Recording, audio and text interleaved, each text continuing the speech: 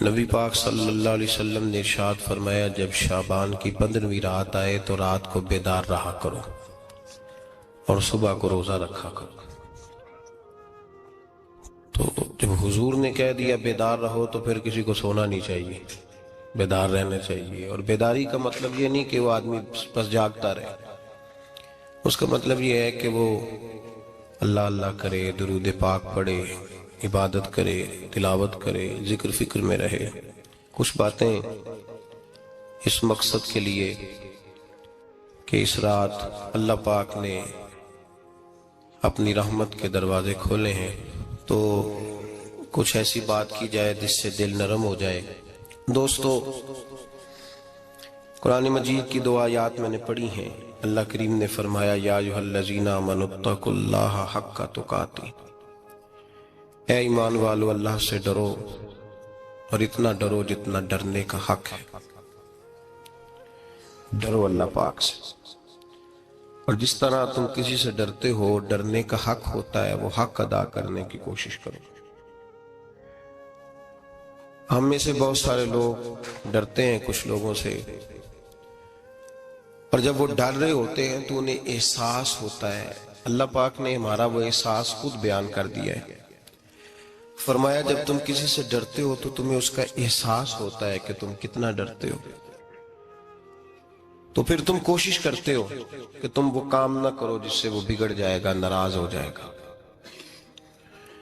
جو لوگ قانون سے ڈرتے ہیں وہ اشارہ نہیں توڑتے، کچھ بھی ہو جائے اشارہ نہیں توڑتے۔ انہیں پتہ ہے کہ یہاں اشارہ توڑیں گے تو الجھ جائیں گے، اور جہاں انہیں فکر نہ ہو کہ کوئی پوچھنے والا نہیں، وہاں ہم نے دیکھا ہے کہ لوگ اشارہ توڑ دیتے ہیں۔ اللہ تبارک و تعالیٰ نے موقع دیا، میں حرمین شریفین حاضر ہوا تو وہاں ایک روڈ دائری روڈ کہلاتا ہے۔ اس روڈ سے پیدل چلنے والے نہیں گزر سکتے۔ وہ کہتے ہیں جی اس روڈ سے پیدل والا نہ گزرے، ان کے لیے علیحدہ جگہ ہے۔ قانون یہ ہے کہ اگر کوئی پیدل آدمی وہاں سے گزرے اور اس کا ایکسیڈنٹ ہو جائے تو وہ حکومت یہ کہتی ہے کہ یہ کیوں یہاں سے گزرا تھا، لہٰذا کوئی مقدمہ نہیں ہو سکتا۔ وہاں ہم نے دیکھا ہے کہ لوگ اس سڑک پہ پیر بھی نہیں رکھتے، کہتے ہیں مر گئے تو بنے گا کچھ نہیں۔ یہاں بھی بہت سارے ایسے معاملات ہوتے ہیں کہ جہاں انسان محسوس کرتا ہے کہ یہ بڑا میرے لیے نقصان ہو جائے گا، تو وہ ڈرتا ہے۔ ایک چھوٹی سی بات ہے کہ رات کو کوئی آدمی اپنا دروازہ کھلا رکھ کے نہیں سوتا، حالانکہ کوئی حرج نہیں، کبھی کھلا رہ بھی جاتا ہے، اور اگر کبھی رہ جائے تو جس کی ذمہ داری بند کرنے کی ہو اس کے ساتھ پھر جو رویہ ہوتا ہے گھر والوں کا، یہ خوف ہے ہمارا اندر کا، تو بڑی شدت کے ساتھ ہم اس شخص کو سخت سست کہتے ہیں، ڈانٹتے ہیں، کہتے ہیں تو نے خیال ہی نہیں کیا، جمع پونجی لٹ جاتی تو یہ خوف ہے، یہ ہمارا اندر کا یہ خوف ہے۔ آپ بازار میں جائیں تو درجنوں لوگوں نے گن مین بٹھائے ہوئے ہیں، ان کا دل نہیں کرتا کہ اضافی تنخواہ دی جائے، کیا مطلب ہے ایک آدمی کو اضافی پیسے دینے کا، لیکن وہاں آدمی بٹھایا جاتا ہے، اس کو تنخواہ دی جاتی ہے، اس کی روٹی کا بندوبست کیا جاتا ہے، اس کے سارے ضروریات زندگی کا خیال رکھا جاتا ہے، اور پس منظر یہ ہوتا ہے کہ ڈر لگتا ہے اگر یہ شخص نہ ہوا تو ہمارے چوری ہو جائے گی۔ اللہ فرماتے ہیں کہ تو جہاں سے ڈرتا ہے تجھے پتا ہے،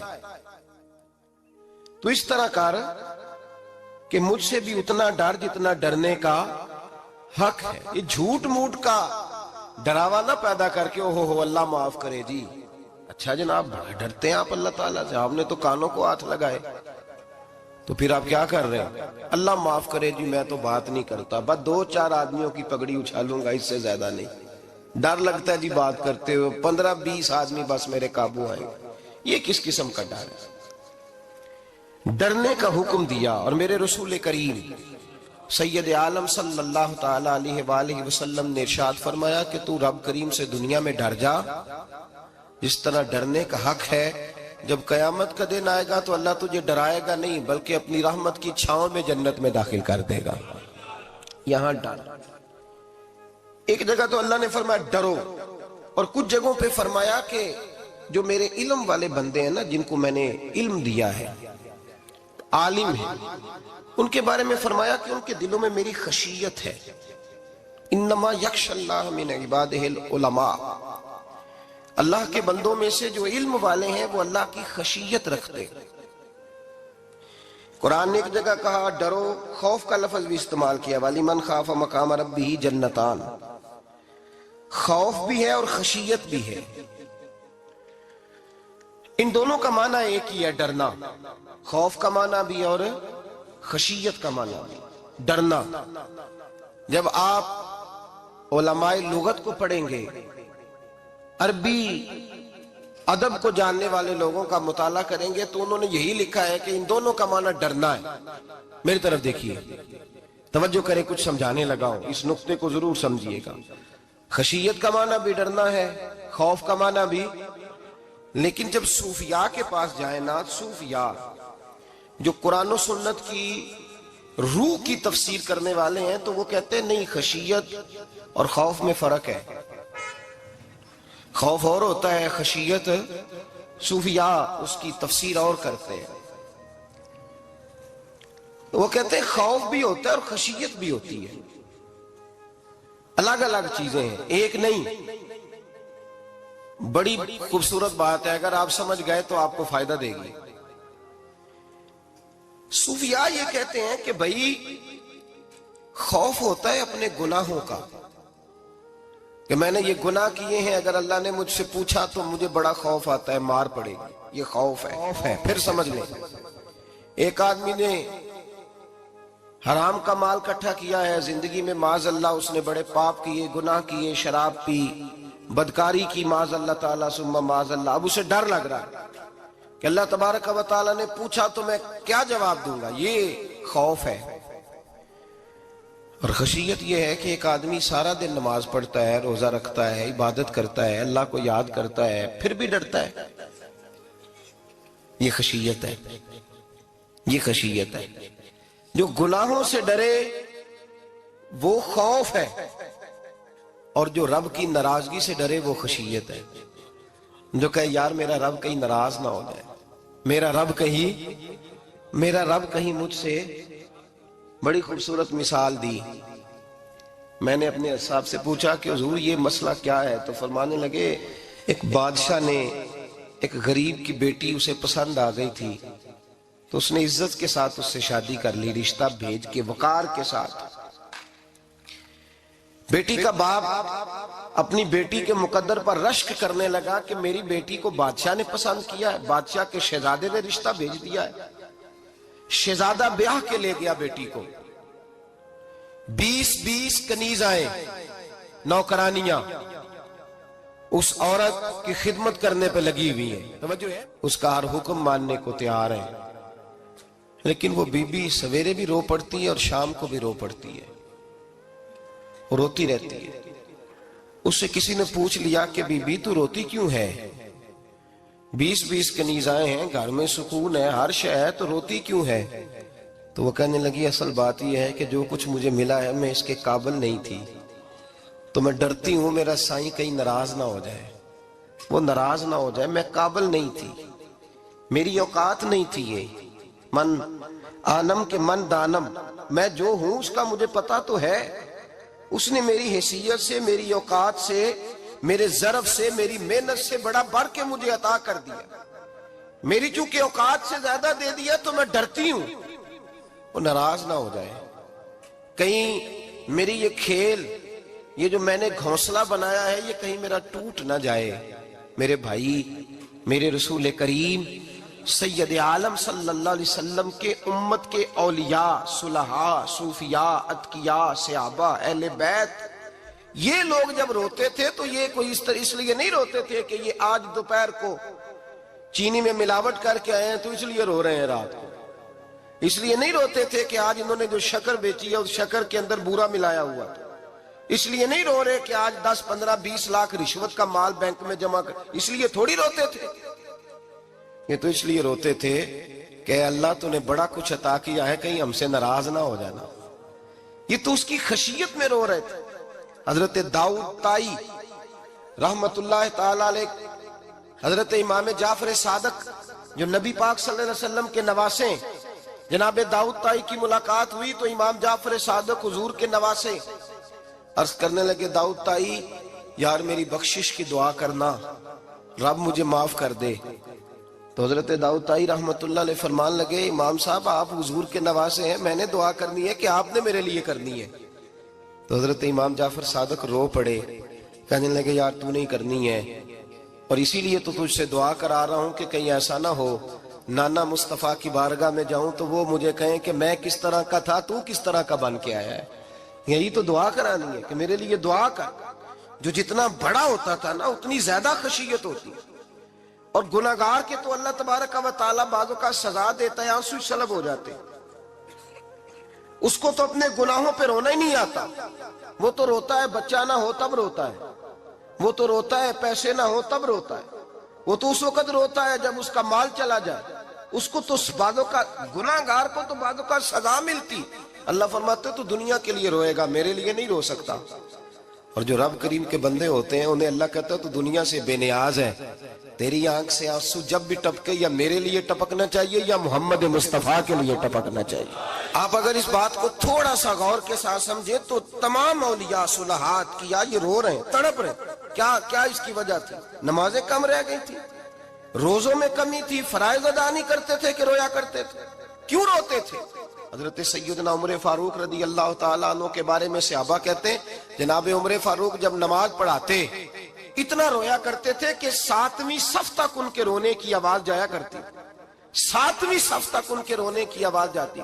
हम लोग बन के बैठ गए हैं, हम लोग बन के बैठ गए, हम ये समझते नहीं कि हमारी हैसियत क्या थी और रब करीम ने हमें नवाजा क्या है। आप पढ़िए किताबें, मेरे रसूल पाक सल्लल्लाहु अलैहि वसल्लम फरमाते हैं मेरा उमर जिस गली से गुजरे शैतान रास्ता बदल जाता है। नबी पाक फरमाते हैं मेरा उमर जब तक दुनिया में रहेगा दोज़ख को ताला लगा रहेगा। उस साहिब उस्दुल गाबा ने लिखा है नबी पाक सल्लल्लाहु अलैहि वसल्लम ने हजरत जिब्रील अमीन को बुलाया, फरमाया चल मेरे उमर की शान बयान कर। तो हजरत जिब्रील अमीन अलैहिस्सलातु वस्सलाम अर्ज करने लगे या रसूल अल्लाह सल्लल्लाहु अलैहि वसल्लम 950 साल अगर अल्लाह मुझे उम्र दे, 950 साल रब उम्र दे और फिर भी मैं उमर फारूक के फजाइल बयान करूं तो मैं नहीं कर सकता, उम्र की शान मैं नहीं बयान कर सकता। 950 साल भी अगर मेरी उम्र हो। नबी पाक ने फरमाया फिर मेरे अबू बकर के बारे में, अर्ज की या रसूल अल्लाह अबू बकर की तो बात उससे बहुत आगे की है ना। वो नबी पाक कितनी अजमत बयान कर रहे हैं, किस कदर ज्यादा रसूल करीम सल्लल्लाहु ताला अलैहि वसल्लम उनकी अजमत बयान करते हैं। हजरत उमर क्या कहते हैं, वो लोगों को बताते फिरते हैं कि तुमने देखा है ना मेरी कितनी अजमत है। वो ये नहीं कहते, हुजूर फरमाते हैं उमर की बड़ी शान, बड़ी शान, बड़ी शान। और उमर के पास जब भी कोई जाता है कहते उमर आपका क्या मकाम है, तो उमर फरमाते मैं तो ऊंट चराने वाले का बेटा हूं, मैं तो ऊंट चराने वाले का बेटा हूं, मैं तो ऊंट चराया करता था, मैं तो 10 ऊंट नहीं संभाल सकता। हजरत फारूक आजम रदी अल्लाह तआला अन्हु से को पूछते जनाब उमर आपका क्या हाल है, तो आप फरमाते ये तो मेरे मुकद्दर है कि मेरी बहन ने कुरान सुनाया तो मैं दरे रसूल तक पहुंच गया, वरना मुझे पूछने वाला कोई ना होता। कभी जनाब अली मुर्तजा का बाजू पकड़ के कहते हैं अली तू ना होता तो उमर हलाक हो जाता। भाई हुजूर शाने बयान करते हैं। नबी पाक कहते हैं मेरे अबू बकर ने एहसानात किए, बड़े एहसानात किए, मैंने सबका बदला चुका दिया, अबू बकर का नहीं चुकाया। अल्लाह की बारगाह में अर्ज करूंगा या अल्लाह तू इसे बदले दे। और जनाब अबू बकर सिद्दीक से कोई पूछता है अबू बकर आपका क्या हाल है, तो अबू बकर सिद्दीक फरमाते हैं मुझसे मेरे अंदर का आलम ना पूछो, अगर कयामत के दिन ऐलान हुआ ना कि सारे लोग बख्शे गए एक बाकी बचा है तो मुझे डर लगता है अकेला अबू बकर ही बच जाएगा जो नहीं बख्शा जाएगा, मुझे डर आता है। तो भाई बन के बैठ गए लोग, लोगों को पूछ करके देखें, कहते हैं क्या पाप किया है, क्या हो गया है। खशियत से कांपती हुई रूहें, तड़पते हुए मेरे रसूल पाक के गुलाम, औलिया अल्लाह सूफिया किराम के रोंगटे खड़े हैं रब करीम के खौफ से। जो जितना मालिक को जानता है उतना कांप रहा है, उतना डर रहा है। जिसकी आंखों से आंसू खुश्क है, मतलब ये है ये रब को जानता ही नहीं, इसे क्या खबर उसका जलाल कितना है, इसे क्या खबर उसका अजाब कितना है, तू क्या जाने। इन्ना बत्श रब्बिका ला शदीद, जब वो पकड़ता है तो बड़ा सख्त पकड़ता है। हजरत उस्मान गनी को 3 दफा मेरे नबी पाक ने फरमाया जन्नती है, جنتی ہے. العثمان فی الجنہ، العثمان فی الجنہ، العثمان فی الجنہ. 3 دفعہ حضور نے جنت کی بشارت دی. میرے مصطفیٰ کریم نے فرمایا میرا عثمان گلی سے گزرے تو فرشتے بھی اس کی حیا کرتے ہیں. جناب عثمان غنی جن کو میرے نبی نے 2 بیٹیاں دے کے کہا عثمان میری 100 بیٹی بھی ہوتی، ایک کے بعد دوسری انتقال کرتی جاتی تو میں ساری تیرے نکاح میں دے دیتا. وہی حضرت عثمان غنی قبر پہ کھڑے ہیں حضور کے وصال کے بعد، ایک قبر پہ کھڑے، آنکھوں سے آنسو جاری ہے، داڑھی ساری آنسوؤں سے بھر گئی ہے، روتے ہی جاتے ہیں، روتے ہی جاتے ہیں. غلام کہتا عثمان یار رونا ہمیں چاہیے، رونا ہمیں چاہیے جن کو کوئی بشارت نہیں اور آپ کو تو 3 بشارتیں، روتے کیوں ہو؟ جناب عثمان غنی فرمانے لگے جس مصطفیٰ نے مجھے جنت کی بشارت دی اسی رسول نے فرمایا تھا قبر آخرت کی منزلوں میں سے پہلی منزل ہے. آخرت کی منزلوں میں سے پہلی منزل. سوچتا ہوں اگر رب کریم نے عثمان سے حساب پوچھ لیا حساب کیسے دینا ہے؟ میرے مصطفیٰ کریم نے، یہ تو بات ہے نا جناب عمر کی، یہ تو بات ہے حضرت عمر کی، حضرت ابو بکر کی، جناب عثمان غنی کی. اور جس شیر خدا کے بارے میں نبی پاک نے فرمایا علی منی وانا من علی، فرمایا علی اور میں 2 نہیں، میں علی ہوں اور علی میں ہے. جن کو فرمایا من کنت مولا ہوں فہذا علی مولا، جس کا میں مولا اس کا علی بھی، اس کا علی بھی. جس مولا علی شیر خدا کو یہ درجہ دیا.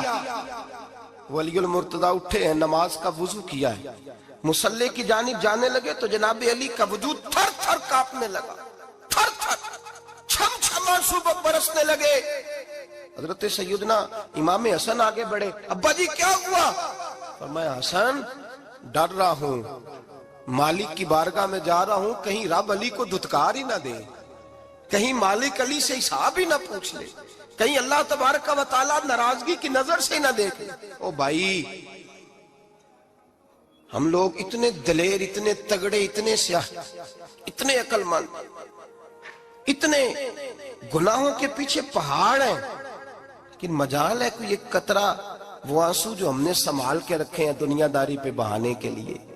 کبھی اپنا حساب کر، کبھی سوچ. روز شکوہ کرتا ہے، کہتا ہے میرے پاس پیسے نہیں، گاڑی نہیں، کار نہیں، کوٹھی نہیں، سرمایہ نہیں. کبھی سوچ جو کچھ ہے اگر رب کریم میرے اور آپ کے اعمال دیکھے تو ہماری حیثیت ہے کہ وہ سارا کچھ ہمیں دیا جاتا؟ ہماری اوقات تھی کہ وہ ہمیں دیا جاتا جو اس نے دیا ہے؟ ٹٹول کے دیکھیں، عمر گزر گئی شکوے کرتے، ذرا پلٹ کے دیکھیں. اگر ہمارے گناہ اور ہماری نیکیاں اکٹھی کی جائیں تو ہم جزا والے نہیں سزا والے نکلتے ہیں معاذ اللہ. محمود غزنوی بڑا پیار کرتے تھے ایاز کے ساتھ، بڑا پیار کرتے تھے، نوازا کرتے تھے. روز کوئی نہ کوئی تحفہ ملتا تھا ایاز کو. کچھ حسد کرنے والوں نے کہا محمود تو اسے تحفے دیتا ہے اور یہ جنگل میں اسلحہ اکٹھا کر رہا ہے، یہ تیرے خلاف علیحدہ سے فوج تیار کر رہا ہے، کچھ وقت آئے گا یہ تجھے چھوڑ کے علیحدہ سے بادشاہی کا دعویٰ کر دے گا. محمود غزنوی کہنے لگے یہ کس طرح کی بات؟ کہا تمہیں پتہ ہے کہ ایاز عصر سے لے کر عشاء تک کہاں رہتا ہے؟ محمود کہنے لگے یار واقعی میں نے کبھی پوچھا تو نہیں. شک کا بیج بو دیا، شک کا بیج بو دیا. محمود غزنوی کہنے لگے اچھا آج میں پیچھا کروں گا، تفتیش کروں گا، تحقیق کروں گا کہاں جاتا ہے، تحقیق کروں گا. محمود غزنوی نکلے پیچھا کرنے. عصر کے بعد ایاز نے جنگل کا رخ کیا، محمود بھی پیچھے پیچھے ہو لیے. کہتے ہیں جنگل کے بیچ جا کے ایک جھونپڑی آئی، اس جھونپڑی کے اندر ایاز گئے، دروازہ کھولا، اندر چلے گئے. مجھے بڑا غصہ تھا کہ ہر بات مجھے بتاتا ہے، یہ کیوں نہیں بتائی؟ جب ایاز اندر گئے تو میں نے زور زور سے دروازہ کھٹکھٹایا غصے کے ساتھ. ایاز نے دروازہ کھولا، باہر آئے. میں نے کہا پیچھے ہٹ. ایاز پیچھے ہٹے تو میں اندر چلا گیا. محمود کہتے ہیں جب میں اندر گیا تو میں نے اس جھونپڑی میں ایک پرانا کرتا لٹکا ہوا دیکھا، ایک ٹوٹے ہوئے جوتے پڑے ہوئے دیکھے، ایک چھوٹا سا ڈنڈا دیکھا، ایک مٹکا، ایک پیالہ دیکھا. میں نے ساری تلاشی لی تو چند ٹوٹی پھوٹی پرانی چیزیں. میں نے کہا ایاز یہ کیا ہے؟ تو کہتے ہیں ایاز کہنے لگا بادشاہ ٹٹول کے دیکھ لے، یہی کچھ ہے جو تو نے دیکھا. میں نے کہا یہ ہے کیا؟ کہتے ہیں ایاز پیروں میں بیٹھ گیا، تڑپ کے رونے لگا. کہنے لگا بادشاہ یہ میری اوقات ہے، یہ میری اوقات ہے، یہ میری اوقات ہے، یہ میری اوقات ہے. کہا کیا مطلب؟ کہنے لگے جس دن تیرے پاس آیا تھا نا تو یہ میری کائنات تھی کل، آج تیری مہربانیوں نے مجھے یہاں تک پہنچا دیا ہے۔ میں جو تیرا غدار نہیں نہ ہوتا، میں جو تیری نافرمانی نہیں کرتا، اس لیے نہیں کرتا کہ میں ہر شام آ کے اپنی اوقات یاد کرتا ہوں، اور پھر مجھے روز رات کو میرا نفس کہتا ہے اس کا وفادار رہنا، اس کا وفادار رہنا۔ تو اس حال میں تھا جب آیا تھا، اگر یہ بگڑ گیا تو پھر تجھے اپنی اوقات کا پتہ ہے نا۔ محمود غزنوی نے سینے سے لگایا، کہنے لگے آج تک تو بچا بھی اس لیے ہے کہ تو اپنی اوقات نہیں بھولا۔ ملا رومی کہتا ہے اپنی اوقات یاد رکھ، تو کیا تھا، تجھے ایک رات سونے نہ دے تو اپنی ٹانگوں پہ کھڑا نہیں ہو سکتا، تیری وہ آنکھ لے جائے تو کچھ نہیں کر سکتا، وہ تجھے معذور کر دے تو کچھ نہیں کر سکتا۔ 30 سال کے اونچے 7 فٹ قد کے جوان اس نے فالج زدہ کر کے ہسپتالوں میں ڈال دیے، وہ کچھ نہ کر سکے۔ بڑے بڑے پہلوان جو کہتے تھے کہ ہم اٹھے تو دنیا اٹھتی ہے، اس نے پھینک دیے منو مٹی کے نیچے، کچھ نہ کر سکے۔ اپنی حیثیت نہ بھول۔ میرے رسول کریم سید عالم صلی اللہ علیہ وسلم نے فرمایا 2 باتوں میں لوگ دھوکے میں ہیں، دھوکے میں ہیں، دھوکے میں ہیں، دھوکے میں۔ یا رسول اللہ کون سی؟ فرمایا جو صحت مند ہے وہ دھوکے میں ہے، وہ سمجھتا ہے میں کبھی بیمار ہی نہیں ہوں گا، مجھے روز اسی طرح نیند آئے گی جس طرح اب آتی ہے، میں روز اسی طرح اٹھوں گا جیسے اب اٹھتا ہوں، میں اتنا ہی لمبا چوڑا رہوں گا جس طرح آج ہوں، میرا حسن اسی طرح قائم رہے گا جیسے آج ہے۔ تو دھوکے میں ہے، دھوکے میں۔ بڑے بڑے آئے اور بڑے بڑے مٹی کا ڈھیر ہو گئے، فنا ہو گئے، کل من علیہ فان، فنا ہو گئے، کوئی پوچھنے والا نہ رہا۔ اور میرے رسول پاک نے فرمایا جو فارغ ہے، جن کو رب نے اپنی عبادت کے لیے فارغ کیا، اپنے دین کی نوکری کے لیے فارغ، وہ بھی دھوکے میں ہیں، وقت ضائع کر رہے ہیں، چوک اور چوراہے میں کھڑے ہیں۔ میرے بھائی جب اپنی حیثیت انسان بھولتا ہے، حیثیت بھولتا ہے پھر وہ شکوہ کرتا ہے، جب اپنی اوقات بھولتا ہے پھر شکوہ کرتا ہے، جب وہ بھول جاتا ہے کہ میں کیا تھا پھر وہ شکوہ کرتا ہے۔ حضرت سیدنا امام اعمش رحمت اللہ علیہ بازار میں کھڑے تھے تو بادشاہ کا بیٹا گزرا، اکڑ کے گزرا، آپ نے بازو پکڑ کے کھینچا، فرمایا جا کے اپنی ماں سے پوچھ اور اپنے باپ سے پوچھ تیری اوقات کیا ہے۔ اکڑ کے چلتا ہے، جا پوچھ ان سے تیری حیثیت کیا ہے۔ حضرت جناب سیدنا امام اعمش نے ڈانٹا تو واپس آیا، آگے کہنے لگا ابا وہ امام کیا کہتا تھا کہ میری اوقات کیا ہے، کیا اوقات ہے میری؟ تو باپ اور ماں دونوں گھورنے لگے، کہنے لگے بیٹے ہمارے پاس دولت بھی تھی، گھر بھی تھا، مکان بھی تھا، جائیدادیں بھی تھی، بادشاہت بھی تھی، پر ہم دنیا کے دروازوں سے بھیک مانگ مانگ کے تھک گئے تھے۔ عرش کا مالک ایک بیٹا عطا نہیں کرتا تھا، ایک بیٹی نہیں دیتا تھا، تڑپ گئے تھے، روتے تھے، سسکتے تھے۔ پھر وہی امام احمد جنہوں نے آج تجھے گلی میں کھڑا کیا ہے اس کے دروازے پہ جا کے بیٹھ گئے۔ ہم نے کہا رب ناراض ہو گیا، دعا کرو ہم سے راضی ہو جائے، چلو زیادہ نہیں ایک لال ہی ہمیں دے دے۔ کہ امام احمد دعائیں کیا کرتے تھے تو تب اللہ پاک نے تو ہمیں عطا کیا تھا۔ تیری او بھائی اپنی حیثیت کا تو تعین کر، بڑھ بڑھ کے باتیں کرتا ہے، تو بڑا کھل کھل کے بولتا ہے، اپنی حیثیت کا تو تعین کرنا، ذرا اندازہ تو کرنا کہ تو کون تھا، کہاں سے آیا ہے، تیری اوقات کیا ہے۔ یہاں لوگ 1 منٹ میں آگے نکل جاتے، پلٹ کے دیکھ تو صحیح۔ اور میرے بھائی جو بڑے لوگ تھے وہ تڑپا کرتے تھے۔ حضرت فضیل بن عیاض رحمت اللہ علیہ فرماتے ہیں بغداد میں بارش نہیں ہوتی تھی، قحط پڑ گیا، جانور پیاس سے مرنے لگے، جوان بچے بوڑھے نڈھال ہونے لگے۔ فرماتے ہیں میں بھی نکلا، سفیان ثوری بھی نکلے، اور بھی کئی صوفیاء میدان میں نکلے، دعائیں مانگی پر بارش نہیں ہوتی تھی۔ فرماتے ایک جھونپڑی سے ایک سفید بالوں والا اور گندمی رنگ والا ایک بوڑھا غلام نکلا جو کسی کا ملازم تھا، باہر آیا جھونپڑی سے، ہم اسے دیکھ رہے تھے وہ ہمیں دیکھ نہیں رہا تھا۔ فرماتے ہیں اس کے چہرے پر عبادت کے نشان تھے، دور سے اس کا چہرہ دیکھتے لگتا تھا کوئی رب کریم کا بندہ ہے۔ فرماتے ہیں ہم اسے اللہ کا ولی جانتے تھے۔ اس نے دعا مانگی کہ تو لفظ پتہ کیا ہے دعا کے؟ ہاتھ اٹھا کے کہنے لگا مولا مجھے پتا ہے یہ جو بارش نہیں نہ ہو رہی ہے میری وجہ سے نہیں ہو رہی، میرے گناہوں کی بڑی لمبی فہرست ہے، بڑی لمبی لائن ہے۔ کہنے لگا اے اللہ میری اکیلے کی وجہ سے سارے بغداد کو سزا تو نہ دے۔ رب کریم جوان بھوکے، بچے بھوکے، مائیں ترس گئیں، بچے ترس گئے، جانور پانی کے قطرے، اللہ گناہ تو میرے اکیلے کے ہیں اور ان سب کو سزا کیوں دیتا ہے؟ نہ میری سزا سب کو تو نہ دے، میری سزا صرف مجھے دے، ان کو نہ دے۔ کہتے ہیں ابھی اس کے ہاتھ اٹھے ہوئے تھے، دعا بول رہا تھا، رب کریم نے فوراً بارش عطا فرما دی۔ فرماتے ہیں کھل کے بارش برسی۔ میں نے لوگوں سے پوچھا پتہ کرو کس کا غلام ہے، کہا فلاں آدمی کا۔ حضرت فضیل بن عیاض کہتے ہیں میں شام کو گھر چلا گیا، اس کے آقا سے بات کی، خرید لیا۔ میں جب اس کو خرید کے لایا، گلی میں جا رہے تھے تو مجھے کھڑا کر کے کہنے لگا فضیل میں نکما سا آدمی ہوں، بال بھی سفید ہے، مجھ سے تو زیادہ کام ہی نہیں ہوتا، کیوں تو نے پیسے خرچ کیے؟ میں اس قابل ہی نہیں تھا، کیوں خریدا؟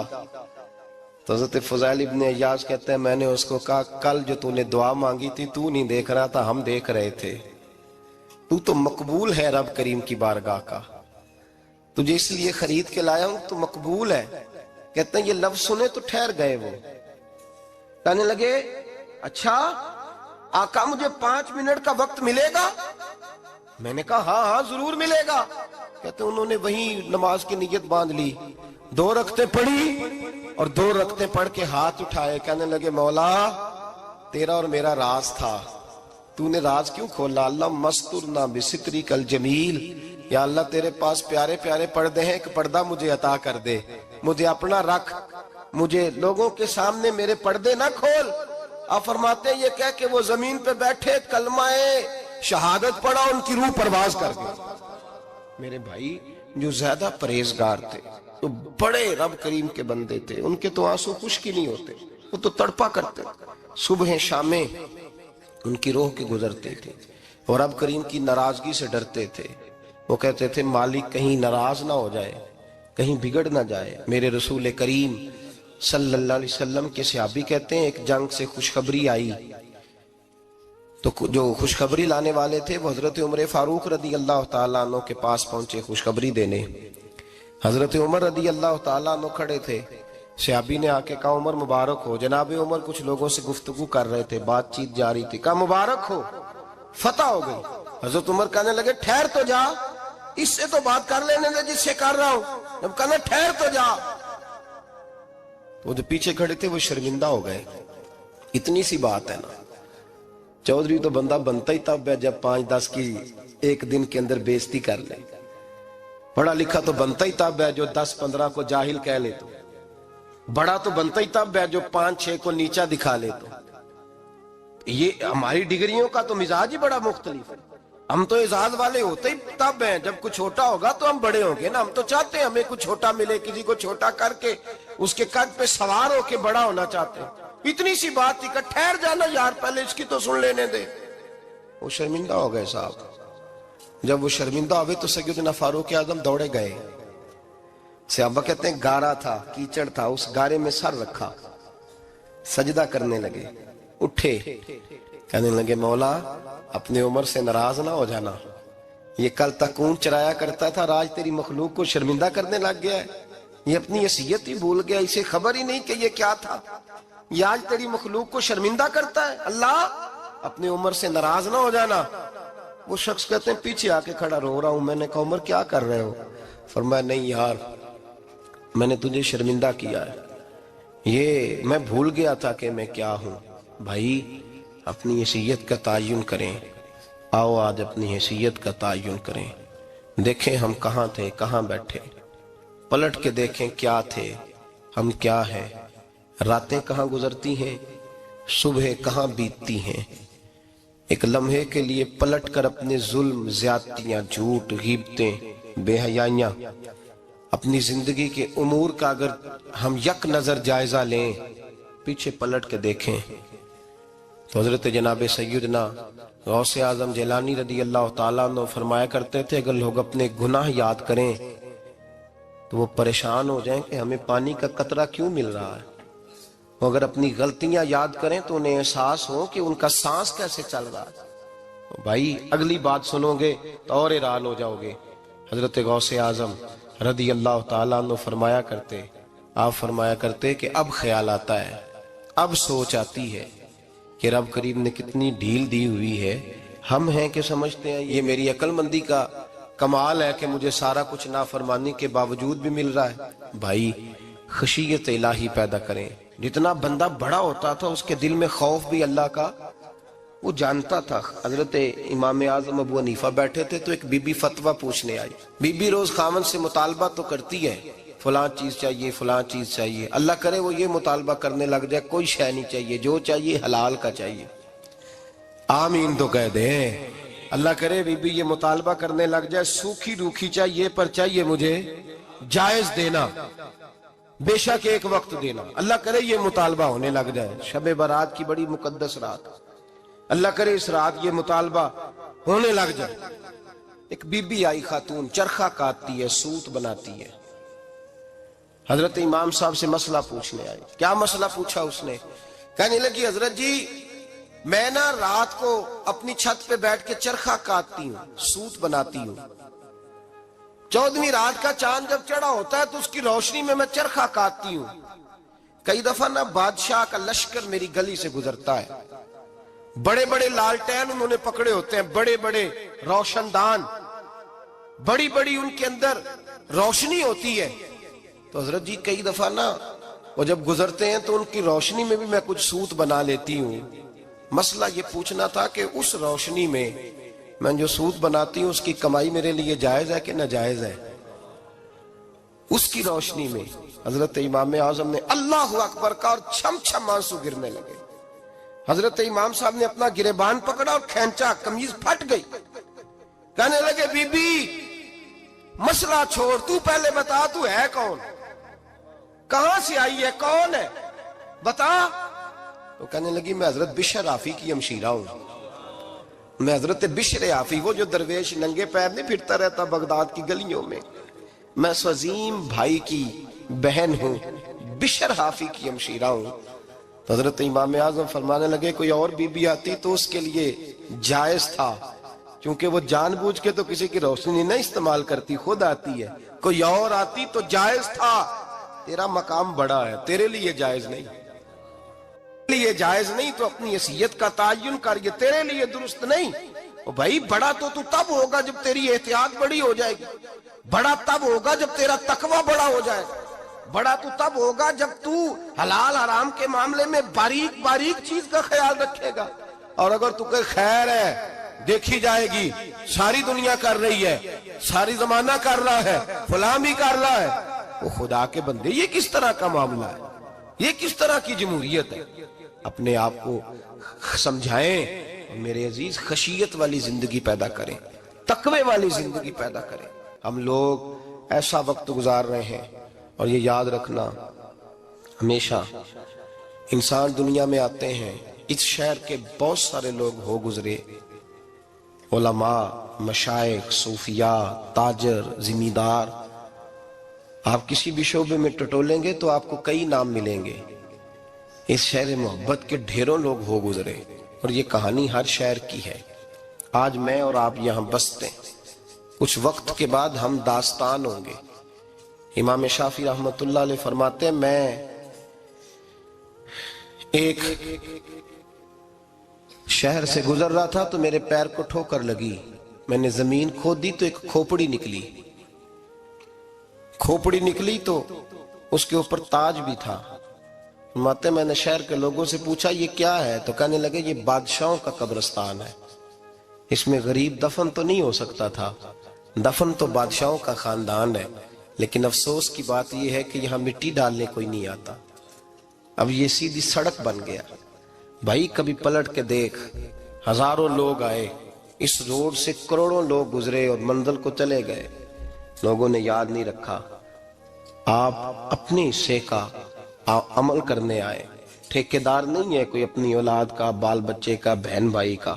حق ضرور ہے، ان کے لیے محنت ضرور کرے گا، لیکن اس کو یہ اجازت نہیں ہے کہ وہ کہے کہ میں اب بڑا ذمہ دار ہوں تو میں نے 20 کروڑ بینک بھر کے جانا ہے. حضرت عمر بن عبدالعزیز رحمت اللہ تعالیٰ علیہ کے انتقال کا وقت آیا تو اپنے بیٹوں کو بلایا، فرمانے لگے بیٹو تمہارا باپ بزدل تھا، تمہارے لیے کچھ کر نہیں سکا، کہا ابا جی کیا ہوا؟ فرمانے لگے بیٹے میں بزدل تھا، جہنم سے ڈر گیا، تمہارے لیے کوئی بینک بیلنس اکٹھا نہیں کر سکا۔ میں تھوڑا دلیر ہوتا، دوزخ سے نہ ڈرتا تو تجوریاں بھر کے جاتا۔ پرانے بادشاہ محل چھوڑ کے گئے ہیں، پر میرے پاس کچھ نہیں ہے، بادشاہ ہونے کے باوجود میں فقیر ہوں، خالی آ جا رہا ہوں، بزدل جو تھا۔ آپ نے جب یہ لفظ کہے تو بچے رونے لگے، کہنے لگے ابا جی ہمیں تو فخر ہے، ہمیں تو فخر ہے، جس گلی سے بھی ہم گزرتے ہیں کپڑے ہمارے سادے ہوتے ہیں پر لوگ دکانیں چھوڑ کے ملتے ہیں، کہتے ہیں نیک باپ کی اولاد جا رہی ہے، یہ بڑے مرتبے والے باپ کی اولاد جا رہی۔ بھائی یاد رکھیں، خشیت الہی پیدا کریں، نہ اپنی ذات کے ساتھ ظلم کریں۔ اگر آپ کوئی بھی غلط کام کرتے ہیں تو اس کا جواب آپ نے دینا ہے۔ اگر آپ نے 1 کروڑ روپیہ ناجائز کمایا ہے تو وہ اللہ آپ سے نہیں، آپ کے بچے سے نہیں پوچھے گا، بیوی سے نہیں پوچھے گا، بہن بھائی سے نہیں، وہ آپ نے جواب دینا ہے۔ آپ نے اپنے اعمال پر غور کریں۔ آج شب برات ہے، میرے نبی کریم صلی اللہ علیہ وسلم نے فرمایا کہ میری امت کی اتنی بخشش ہوگی، مدینے میں سب سے زیادہ بنو کلب کا قبیلہ بکریاں پالتا ہے، ان کی بکریوں کے بالوں سے بھی زیادہ اللہ میری امت کی بخشش فرمائے گا۔ اس کو توبہ کی رات کہا جاتا ہے۔ توبہ کا مطلب یہ ہوتا ہے کہ اللہ میں آج کے بعد گناہ نہیں کروں گا۔ توبہ کا مطلب ہوتا ہے کہ میں آج کے بعد یہ غلطی، آپ کا ملازم کتنی بار غلطی کرے تو آپ رکھ لیتے ہیں؟ ایک دن میں 100 دفعہ کرے تو گنجائش ہے اس کو رکھنے کی؟ اللہ رکھ لیتا ہے، کہتا تو توبہ کر، ہے گنجائش؟ میرا خیال ہے جو 10 بار بھی کرے اس کے لیے بھی گنجائش، اس کے لیے بھی گنجائش ہے۔ استاد باپ ہوتا ہے، بچے سے غلطی ہو جائے تو کہتا تجھے ارجانہ بھرنا پڑے گا۔ بچے لگے نہیں ہوتے اسکولوں میں، جرمانے لگے ہوتے ہیں، چھٹی کا لیدہ ہے، فلاں کام کا لیدہ ہے، حالانکہ باپ ہے۔ بھائی اللہ فرماتا ہے تو توبہ کر، اور توبہ یہ ہے کہ میں آج کے بعد یہ گناہ، جس آدمی نے کل 5 نمازیں نہیں پڑھنی اس کا آج توبہ کرنے کا کیا مطلب ہے؟ توبہ کا کیا مطلب ہے کہ میں آئندہ گناہ، تو جو سویرے 5 نمازیں نہیں پڑھنا چاہتا، کہتا ہے کل زور نہیں میں نے پڑھنی، چلو فجر تک جاگنا ہے، فجر پڑھ لوں گا، تو اس نے توبہ کی ہے؟ کوئی مذاق ہے؟ استغفر اللہ استغفر اللہ استغفر اللہ، معاف کر دے، کیا معاف کر دے؟ سویرے تو مسجد آئے گا۔ بھائی آپ کسی جگہ، ہم سادے لوگ ہیں، دیہاتی لوگ، یہ ہمارا دیہات کا ماحول ہے، بچے کو مارتے ہیں نا مدرسے والے کو، تو ہم کہتے ہیں دوبارہ کرے گا، تو کیا کہتا ہے؟ اگوں تو جو بچہ کبھی تسی تھپڑ دو مار لو میں سویرے پھر کرنا جی، تو اس کو معافی ملے گی؟ یہ کیسی معافی ہے کہ سویرے میں نماز نہیں پڑھنی زور کی لیکن یا اللہ معاف کر دے، یا اللہ؟ یہ جھوٹ ہے، یہ دھوکہ ہے، یہ مذاق ہے، مذاق نہیں کرے۔ اور بندہ کوئی سیاںا ہو تو مذاق برداشت نہیں کرتا، اور معاذ اللہ استغفر اللہ، رب کریم کے ساتھ مذاق، یا اللہ میری توبہ، یا اللہ میری توبہ، یا اللہ مجھے معاف کر دے، یا اللہ معاف کر دے، اور سویرے جھوٹ پھر بولنا ہے اٹھتے ہی، تو یہ کیسی توبہ ہے؟ توبہ کا مطلب ہوتا ہے کہ میں توبہ کرتا ہوں آج کے بعد گناہ، تو توبہ کو سمجھے تو صحیح نا میرے بھائی، توبہ کو سمجھیں۔ تمام صحابہ، چونکہ شراب حرام نہیں تھی تو ہر آدمی پیا کرتا تھا، جب حرام ہو گئی تو پھر کسی نے منہ نہیں لگایا، توبہ ہو گئی تو پھر ہو گئی، پھر معاملہ ختم ہو گیا۔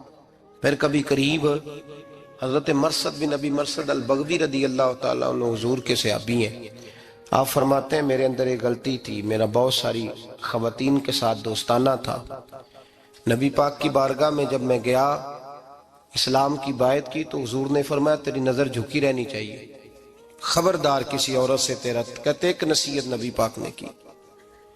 آپ فرماتے ہیں میں نے اپنے دل کو اس طرح سمجھایا کہ عورتیں اگر میرے پاس آ کے کھڑی ہوتی تھی تو میرے اندر کا وجود کہتا تھا کہ ہو ہی نہیں سکتا میری توجہ جائے، اس لیے کہ توبہ کی ہے، اب دوبارہ ادھر توجہ جا سکتی۔ میرے بھائی توبہ کو اس کے مفہوم کے ساتھ توبہ کریں، جھوٹ نہیں بولیں، گناہ نہیں کریں۔ میرے رسول کریم صلی اللہ علیہ وسلم نے فرمایا استغفار پڑھا کرو، میں دن میں 100 مرتبہ استغفار کرتا ہوں۔ حضور کہتے ہیں میں دن میں، حضور 100 دفعہ دن میں استغفار کرتے۔ امام حسن کے پاس ایک شخص آیا، کہا میرے پاس اولاد نہیں، فرمایا استغفار پڑھ۔ ایک پھر آ گیا، اس نے کہا حضور میرے پاس روزی نہیں، فرمایا استغفار پڑھ۔ ایک اور آیا، اس نے کہا حضور بیماری بڑی ہے گھر میں، فرمایا استغفار کر۔ آپ کے صاحبزادے بیٹھے تھے، کہا ابا جی جو آتا ہے آپ استغفار ہی بتاتے ہیں۔ آپ فرمانے لگے جب کوئی بندہ توبہ کرتا ہے تو رب راضی بڑا ہوتا ہے۔ تو میں نے سب کو توبہ کا وظیفہ بتایا ہے، جس کی جو بھی مجبوری ہو اگر توبہ کر لے تو اللہ تعالیٰ اسے آسانی عطا کر دیتا ہے، اللہ اس پہ نظر رحمت کر دیتا ہے۔ اپنے آپ کو تبدیل کریں، نماز کو اس کی حقیقت کے ساتھ پڑھا کریں، اس کی حقیقت کے ساتھ نماز کو پڑھیں۔ 5 وقت مسجد میں حاضری دیں، چھوڑ کے سارے کام چھوڑ کے، باقی سارا کچھ بعد میں۔ آپ کا رشتہ لوگوں کے ساتھ زندگی کا ہے، موت کا نہیں ہے۔ آپ خود دیکھ لیں، جن کے بزرگ چلے گئے وہ ڈیلی جاتے ہیں قبرستان، کل وہاں بیٹھتا ہے 2 گھنٹے جا کے، والد صاحب ہیں، دادا جی ہیں، نانا جی ہیں، دیکھا کبھی کسی کو صبح گیا ہو شام آیا ہو؟ یہی حال ہمارا ہوگا، بالکل کوئی نہیں جائے۔ اور پھر جب کوئی انتقال کر جاتا ہے نا تو کوئی یہ نہیں کہتا کہ ابا جی کو غسل دے لو، کہتے ہیں میت کو غسل دو۔ ماں آنکھوں کی ٹھنڈک ہوتی ہے لیکن کہتے ہیں لاش کو اٹھاؤ، جنازے کو اٹھاؤ۔ آپ کے رشتے ناطے ختم ہو گئے۔ اگر آپ ناراض نہ ہوں تو مجھے جنازے پڑھانے کا موقع ملتا ہے، 1-2 بات عرض کرتا ہوں، اس کے بعد ذکر کرتے ہیں، انشاءاللہ دعا ہوگی۔ جنازوں پہ جانے کا اتفاق ہوتا ہے تو میں جنازے سے محسوس کرتا ہوں بہت ساری چیزوں کو۔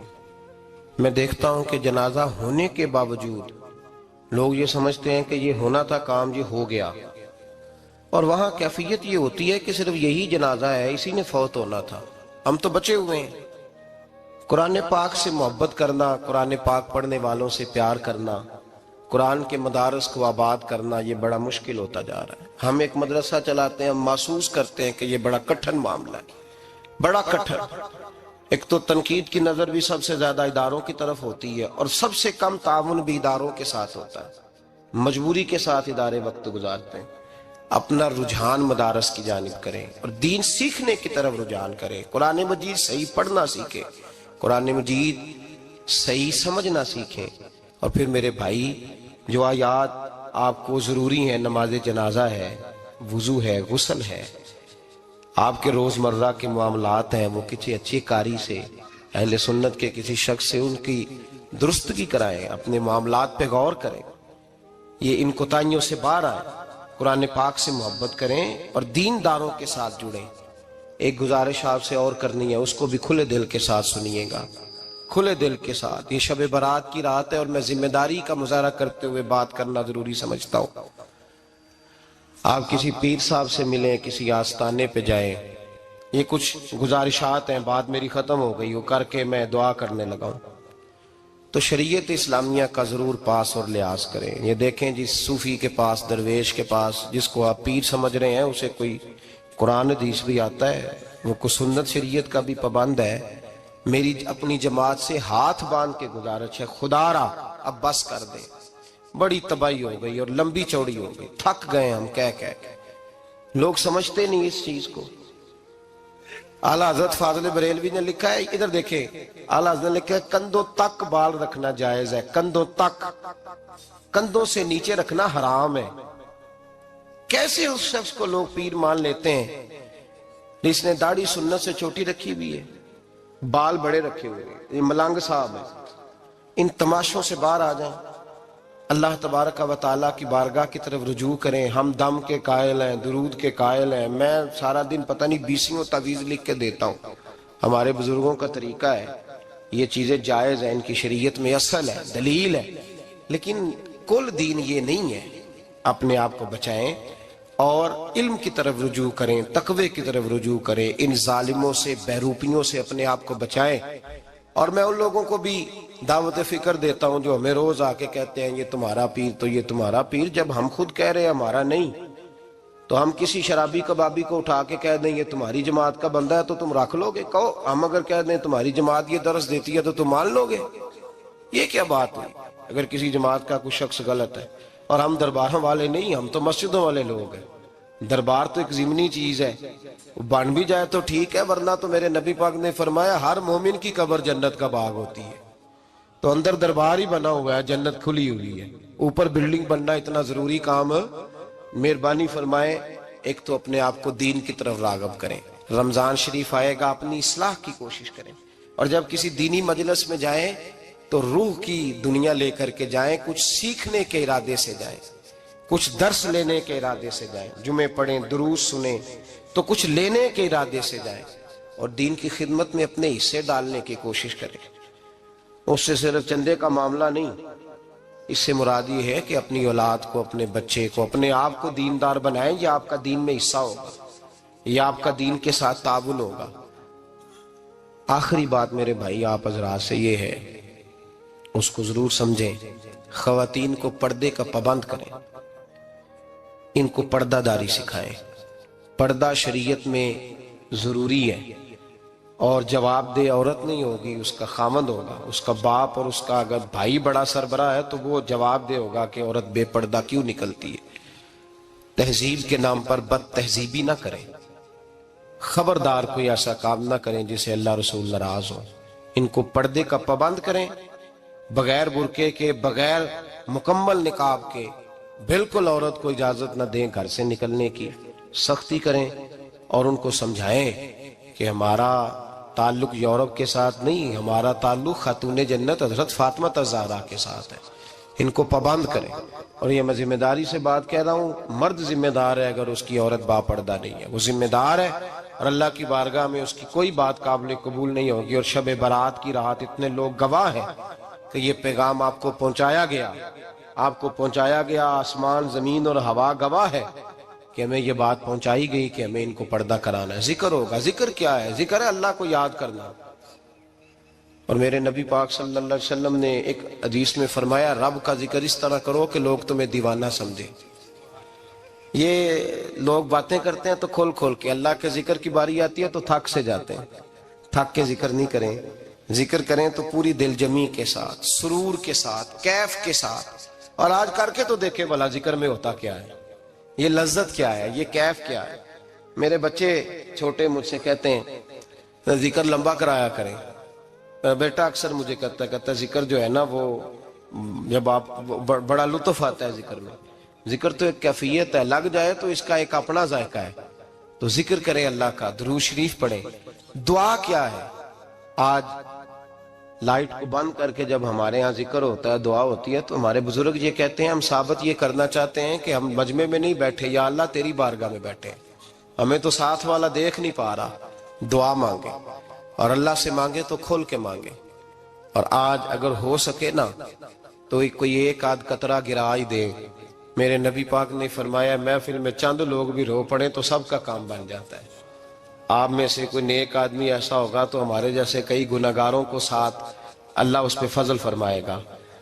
یہاں ذکر کے بعد دعا ہوگی، دعا کے بعد پھر سلام ہوگا، پھر ایک دفعہ آخر میں دعا ہوگی، پھر آپ کو کچھ وقت دیا جائے گا انفرادی طور پہ نفل ادا کرنے کا، 4 6 نفل پڑھ کے نئے سرے سے تازے ہو کے آپ حضرات تشریف لائیں گے، اور پھر انشاءاللہ تعالی یہاں لنگر کا بندوبست ہوگا، آپ حضرات کے لیے ماں حضر جو کچھ ہے آپ کو پیش کیا جائے گا۔ کوشش کریں روزہ رہ ہی جائے صبح کا، ویسے بھی پریکٹس ہوگی رمضان کی، اور شعبان میں زیادہ روزے رکھنا میرے نبی پاک کی سنت بھی ہے، اس لیے ضرور کوشش کریں کہ سحری کا بندوبست ہے تو آپ روزہ رکھیں تاکہ آپ کے لیے آسانی ہو جائے۔ اللہ تبارک و تعالی ہماری اس حاضری کو اپنی بارگاہ میں مقبول فرمائے۔